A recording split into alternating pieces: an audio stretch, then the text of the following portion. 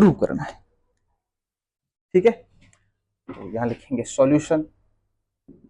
देखो एग्जाम्पल क्या है, if angle B and angle Q are acute angle such that sine B और sine Q, ये क्या है, क्यू है, थीटा नहीं है बेटा, ध्यान रखना है ना। देन प्रूव क्या करना है कि भाई ये जो साइन बी और साइन क्यू है ये आपस में इक्वल होंगे। अभी तो सिर्फ साइन बी और साइन क्यू इक्वल दे रखा है, तो सबसे पहले तो अपन क्या करेंगे, सॉल्यूशन करेंगे। देखो सबसे पहले तो अपन ट्राइंगल बनाएंगे, ये रहा ट्राइंगल, इसको मान लिया ए बी और सी। एक और ट्राइंगल बनाएंगे, ठीक है, पी क्यू और आर, दो ट्राइंगल बना दिए। अपन को ये वाला एंगल साइन बी और ये वाला एंगल साइन क्यू ये आपस में इक्वल दे रखे हैं। क्या है, साइन बी और साइन क्यू इक्वल दे रहे हैं, ये दोनों एंगल इक्वल होंगे, ये प्रूव करना है अपन को। ठीक है, तो साइन बी की वैल्यू क्या होगी, यहां से इस वाले ट्राइंगल के अंदर साइन बी की वैल्यू क्या होगी, कोई कौन बताएगा।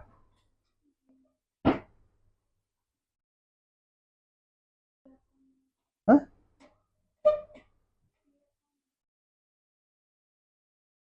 P upon B. हर साइन थीटा क्या होता है, साइन थीटा होता है B upon H upon B upon H. देख के हर कोई बता सकता है, परपेंडिकुलर अपॉन हाइपोटेनियस, तो ये हो गया A C upon A B, ये वाली side A C upon A B, ये दो साइडों का रेशियो है। इसी प्रकार से साइन क्यू क्या होगा, इस वाले ट्राइंगल के अंदर साइन क्या होगा, अरे भाई यहां ए सी अपॉन बी क्या है, तो यहां क्या होगा, P R upon P Q, P R upon P Q हो जाएगा। ये है इक्वेशन फर्स्ट और ये इक्वेशन सेकंड। अब अपन को पता है, प्रश्न बोल रहा है कि दोनों की वैल्यू क्या है, इक्वल है, साइन बी और साइन क्यू क्या है, इक्वल है। Equation first is equal to equation second, तो ये हो गया A C upon A B और P R upon P Q, ये दोनों इक्वल है। और लेट मान लिया, माना A C upon A B और P R upon P Q क्या है, इनकी वैल्यू क्या है, कोई भी एक कांस्टेंट मान ली, 1 मान लो, A B C D P Q R S कुछ भी मान लो, तो अपन ने क्या मान लिया, के, क्या है, के की जगह पे तुम कुछ भी मान सकते हो। ठीक है, इसकी वैल्यू 1 भी मान सकते हो। ठीक है, कि दोनों की वैल्यू कितनी आएगी, 1 आएगी। अब वो सिर्फ माना है अपन ने, ठीक है नहीं 1, तो इसी प्रकार से के अपन ने माना है, वैल्यू के नहीं है। ठीक है, तो अब आगे देखते हैं। अब इसी वाले ट्राइंगल के अंदर अपन क्या करें, देखो इधर देखते हैं, मैंने क्या कर दिया,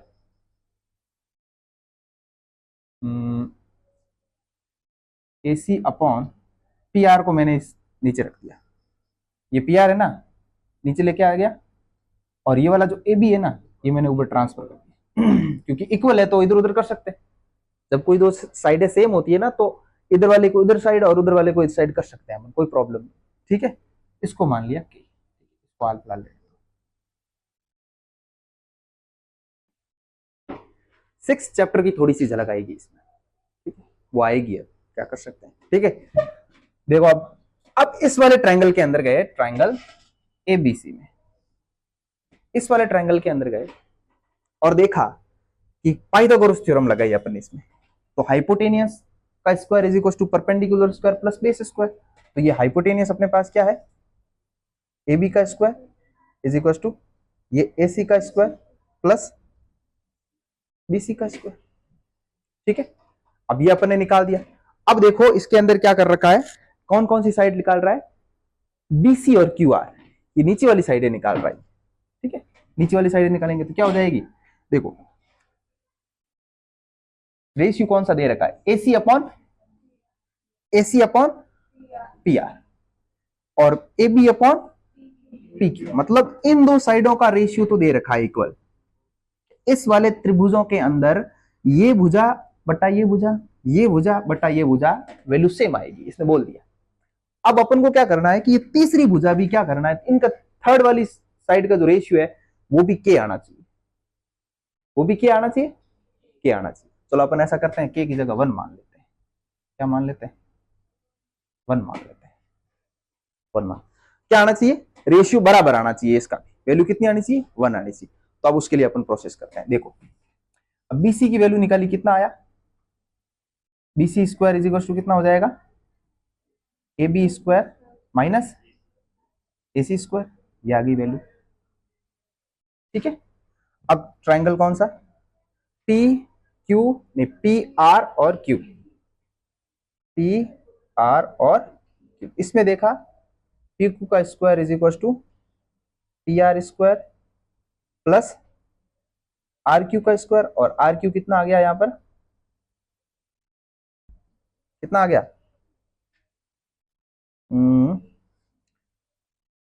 P Q square minus P R square, क्योंकि इसको इधर ट्रांसफर कर दिया।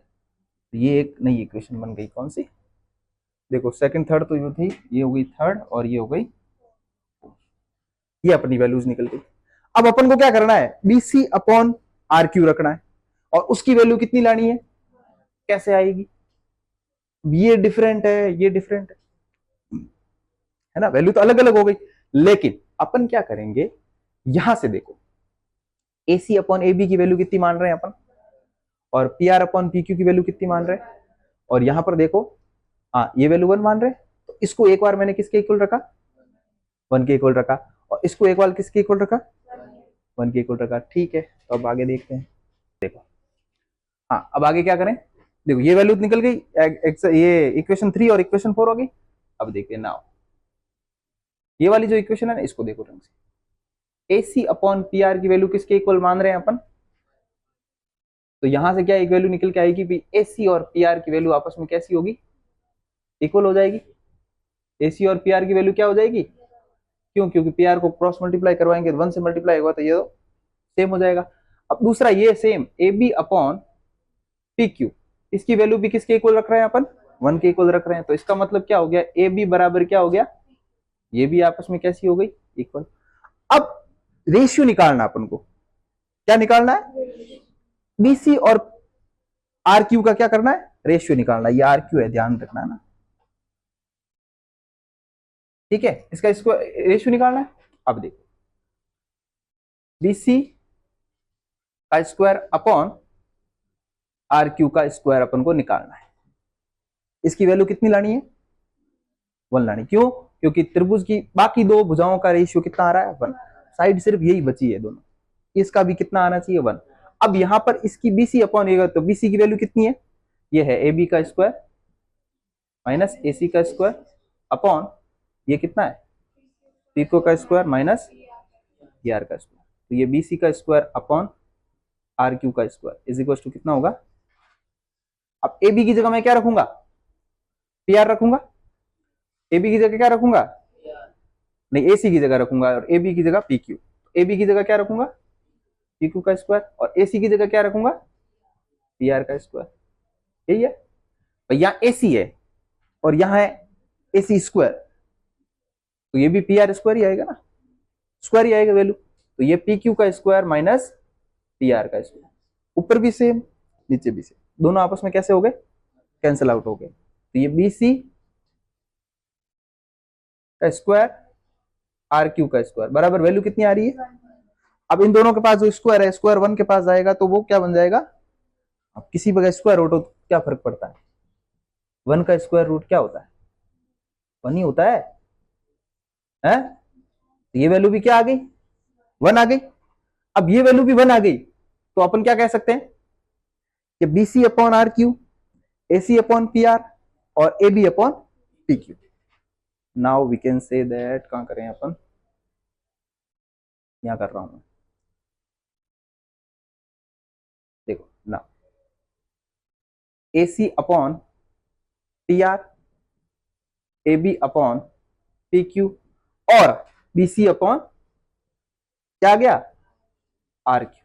तीनों की साइडों क्या हो गई, रेशियो क्या, इक्वल, साइड इक्वल नहीं हुई है, उनका रेशियो इक्वल हुआ है, क्या हुआ, तो 6th चैप्टर के अंदर जब अपन पढ़ेंगे समरूपता, सिमिलरिटी पढ़ेंगे, तो दो ट्राइंगल को सिमिलर प्रूव करने के दो मेथड होते हैं, ट्रिपल ए और triple S, angle angle angle और साइड साइड साइड। कि अगर किसी दो त्रिभुजों को सिमिलर प्रूव करना है तो उनकी तीनों भुजाओं का रेशियो अगर आपस में इक्वल आ रहा है तो वो दो ट्राइंगल आपस में कैसे होंगे, सिमिलर होंगे। अब वो सिमिलरिटी कैसे प्रूव करेंगे, तो वी कैन से दैट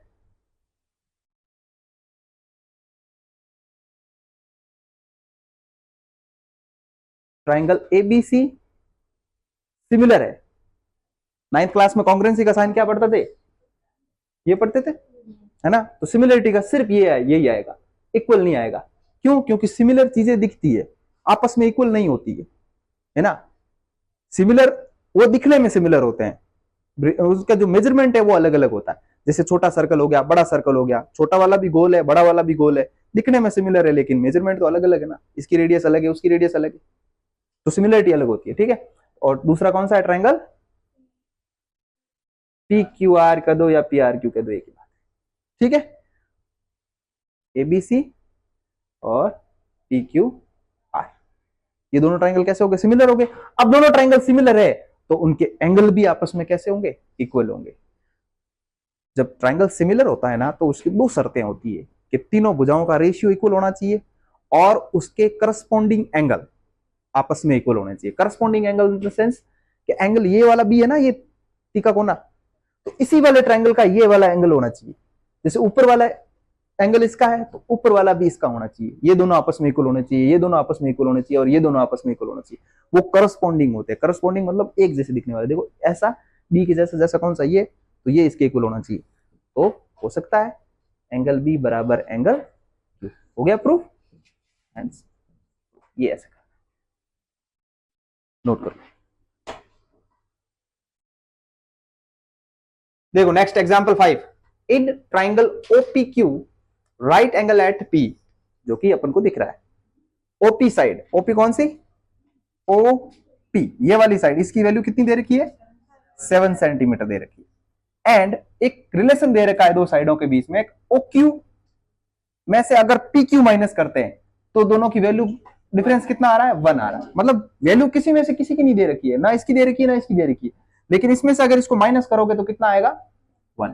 तो आपको क्या करना है, साइन क्यू मतलब ये वाला एंगल, अपन ऐसा करते हैं, इसको इधर पहुंचा देते हैं ना, क्यू को नीचे और ओ को इधर, ओपी ये बन जाएगी। खैर छोड़ो, ठीक है कोई बात नहीं, जैसा है वैसा रहने दो, ठीक है। तो वैल्यू किसकी निकालनी है, इस वाले एंगल की वैल्यू निकालनी, साइन क्यू और कॉस क्यू निकालना है। अब यहां पर भी एक नया मेथड आएगा, ध्यान रखना। सबसे पहले तो इसने क्या बोला, रिलेशन क्या दे रखा है, ओ क्यू बराबर पी क्यू, कितनी है वैल्यू, बराबर नहीं माइनस, कितनी है वैल्यू, तो मैंने क्या कर दिया, ओ क्यू को इधर ही रखा और पी क्यू को उधर ट्रांसफर कर दिया। क्यों, क्योंकि ओ क्यू सबसे बड़ी भुजा है, इसकी वैल्यू अपन पहले निकाल देते हैं। तो ये 1 और ये कैसा है, नेगेटिव है, उस साइड जाते कैसा हो जाएगा, पॉजिटिव हो जाएगा। ये एक रिलेशन आ गया अपने पास, इक्वेशन फर्स्ट बना देते हैं, ठीक है। अब आगे चलते हैं, ट्राइंगल लेते हैं कौन सा, in triangle P Q are या ओपी क्यू, ओपी क्यू त्रिभुज यही है अपने सामने, इसके अंदर देखते हैं और क्या निकालते हैं, पाइथागोरस थ्योरम। पाइथागोरस थ्योरम क्या होती है, हाइपोटेनियस का square is equal to perpendicular square plus base square. तो हाइपोटेनियस क्या है, ओ क्यू का स्क्वायर, क्यू पी का स्क्वायर और ओपी का स्क्वायर। अपन को सिर्फ एक वैल्यू दे रखी है, वो क्या है, ओपी। न ये दे रखा है, न ये दे रखा है। भाई दो वैल्यू देते हैं तो तीसरी निकाल देते हैं, है ना, लेकिन एक ही दे रखी है, दोनों निकालनी है, तो अपन हेल्प किसकी लेंगे, इसकी। इसमें दे रखा है, यहां लिखेंगे फ्रॉम इक्वेशन फर्स्ट, समीकरण 1 से। देखो ओ क्यू की जगह मैंने क्या लिखा, 1 प्लस पी क्यू का, भाई 1 प्लस पी क्यू लिख दिया और इसके ऊपर स्क्वायर है तो इसके ऊपर भी स्क्वायर लगा देंगे, इज इक्वल टू, ये है क्यूपी। अब इसको भी क्यूपी लगा देता हूं मैं, ठीक है, ताकि आगे समझ में आ जाएगा। क्यूपी का स्क्वायर और ओपी की जगह मैंने कितना लिख दिया, 7 का स्क्वायर। अब ये क्या खुल गया अपने, a प्लस बी का होल स्क्वायर, जो कि क्या होता है A square plus B square plus 2ab। ये एक आइडेंटिटी होती है, अलजेब्रिक आइडेंटिटी, फॉर्मूला होता है, ठीक है। अब इसकी जगह पे मैंने क्या कर दिया, ये पुट कर दिया, ए की जगह पे 1 है और बी की जगह पे क्यूपी है। क्यूपी है तो 1 का स्क्वायर 1 होता है और क्यूपी का square QP square plus 2 into A into B, तो ए तो 1 ही है इसलिए, और बी की जगह क्यूपी रख दिया। 1 को किसी से मल्टीप्लाई करो कोई फर्क नहीं पड़ता, ठीक है। ओपी नहीं, ये भी क्या है, क्यूपी का स्क्वायर प्लस 7 का स्क्वायर,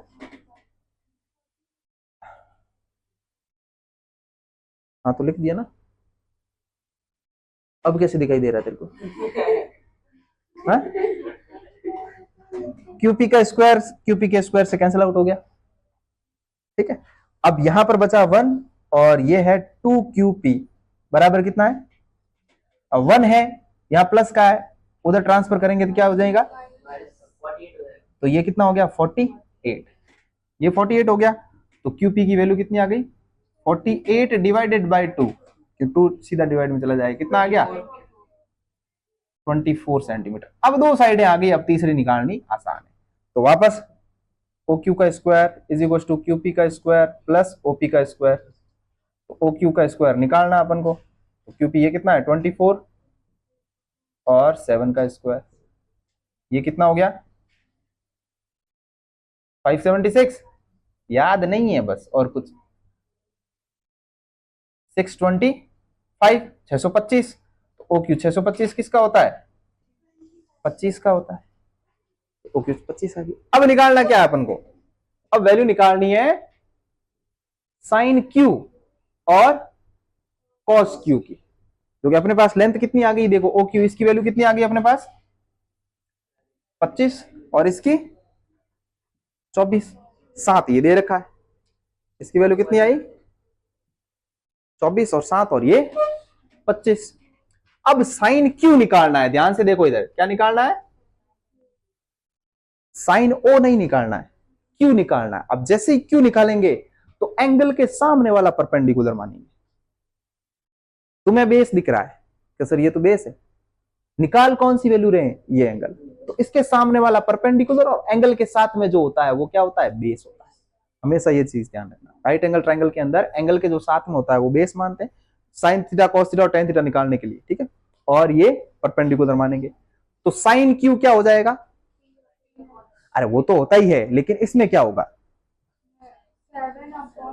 25, 7/25 और कॉस क्यू B/H 24/, ये दो वैल्यू आ गई, नोट कर लो। तो और क्या चाहिए, यही तो पूछा है साइन क्यू और कॉस क्यू, और क्या निकालना है,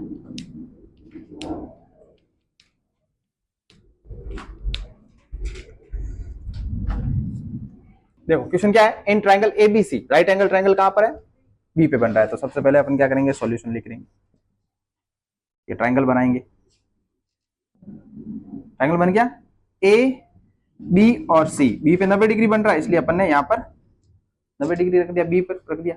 AB की लेंथ कितनी है 24 और BC कितना है, तो ये कितना हो जाएगा AC कितना हो जाएगा, अभी तो निकाला था 24 7 और 25, इससे पाइथागोरियन ट्रिपलेट्स कहा जाता है। ये कुछ चीजें होती है, कुछ चीजें 3 नंबरों का समूह होता है जो याद रखा करो, पाइथागोरियन ट्रिपलेट्स कहा जाता है इनको। अब हर बार तुम हाइपोटेनस का square is equal to perpendicular square plus base square थोड़ी करोगे, है? इसमें तो इसने बोला है मुझे तो साइन है और कॉस से निकाल दो, साइन सी और कॉस से निकाल दो। 1 नंबर का क्वेश्चन आ गया तो तुम यहाँ करने ऐसे बैठ जाओगे, टाइम खराब हो जाएगा ना। तो कुछ नंबर्स है जो याद रखा करो, ठीक है, वो मैं दे दूंगा यहाँ से काउंटर में से, पाइथागोरियन ट्रिपलेट्स की एक सीट ले लेना। तो कुछ फिक्स नंबर जो होते हैं वो याद रख ले, जैसे ये 6 8 10 हो गए, 12 13 और 5 हो गए, 24 25 और 7 हो गए, इस टाइप से नंबर जो है याद रखा करो। तो ये डायरेक्ट कितने हो जाएंगे 25। अगर किसी को समझ में नहीं आ रहा तो देखो हाइपोटेनियस क्या होता है, यही तो होता है, परपेंडिकुलर स्क्वायर कितना हो जाएगा AB का स्क्वायर प्लस BC स्क्वायर, यही तो होता है। अरे भी हाइपोटेनियस, इसकी वैल्यू ये होगी, तो ए बी का स्क्वायर 24, 24 576 और ये 49 जो कि कितना हो 625 जो कि कितना होता है 25। एसी कितना आ गया अपने पास 25। एसी कितना आ गया 25। अब निकालना क्या है, इसने बोला है कि साइन ए निकालना है और कॉस ए निकालना। वही सेम मैंने अभी क्या बताया था, साइन ए मतलब ये वाला एंगल निकालना है। अगर ये एंगल निकालना है तो सामने वाला क्या होगा, सामने वाला क्या होगा परपेंडिकुलर मानेंगे। तो साइन की वैल्यू कैसे निकालेंगे 7/25, 7/25। अब कॉस की वैल्यू निकालनी है, कॉस ए निकालना है, तो बेस ये हो जाएगा और हाइपोटेनियस ये है ही है, तो 24/24 अब निकालना है साइन सी और कॉस सी। अब सी निकालना है, ये तो सिंपल सिंपल सी बात है, ये सामने है तो ये परपेंडिकुलर है ही है, ये बेस है ही है। सी के लिए क्या हो जाएगा 24/25 साइन सी हो जाएगा और 7/25 कॉस सी हो जाएगा। ये वैल्यूज निकल गई है, नोट कर लो, मिटा दो फटाफट। इजी है, इसमें कोई खास बड़ी बात है नहीं। In triangle P Q are, सबसे पहले अपन क्या निकालेंगे, देखो ये क्वेश्चन नंबर कौन सा है सेकंड 8.1 एक्सरसाइज का। इसमें tan p minus cot r की वैल्यू निकालनी, तो ये इस ट्राइंगल के तो पाइथागोरस थ्योरम लगा दे, पी आर का square is equal to P Q square plus Q R square perpendicular base square, तो ये है 13 का स्क्वायर और पी क्यू मतलब 12 का स्क्वायर और ये नहीं दे रखा है, ये कितना हो गया 169 और ये 144 क्यू आर का स्क्वायर। 169 माइनस का 144 हो जाएगा, क्यों 144 इधर ट्रांसफर हो जाएगा, क्या हो जाएगा क्यू आर का square, Q R square is equal to 25, Q R कितना हो गया 5 सेंटीमीटर, इसकी वैल्यू कितनी आ गई 5 सेंटीमीटर आ गई। अब निकालना क्या है tan p निकालना है, क्या निकालना है इसकी वैल्यू निकालना है। तो छाया बता tan p कितना होगा, tan क्या होता है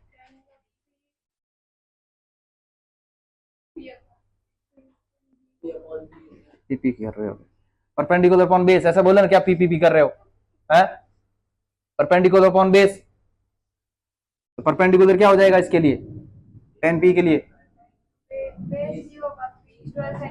हाँ तो परपेंडिकुलर 5 परपेंडिकुलर अपॉन बेस ये हो जाएगा। और अभी निकालना है cot r, cot r tan क्या होता है tan थीटा होता है परपेंडिकुलर अपॉन बेस, तो कॉट थीटा क्या हो जाएगा उल्टा हो जाएगा, तो कॉट r क्या है इसका उल्टा कर लो, नहीं ये सेम ही हो जाएगा भाई, r ये निकालना है ना, ये होता है परपेंडिकुलर अपॉन बेस तो होता है tan थीटा, ठीक है। तो इसके लिए क्या हो जाएगा बेस अपॉन परपेंडिकुलर, तो ये क्या हो गया 5/12। अब वैल्यू रख दो इसमें, ये 5/12 माइनस 5/12 कट गए दोनों, कितना आया वैल्यू 0, तो tan p minus cot r इसकी वैल्यू किसके बराबर होगी 0 के बराबर, नोट कर लो।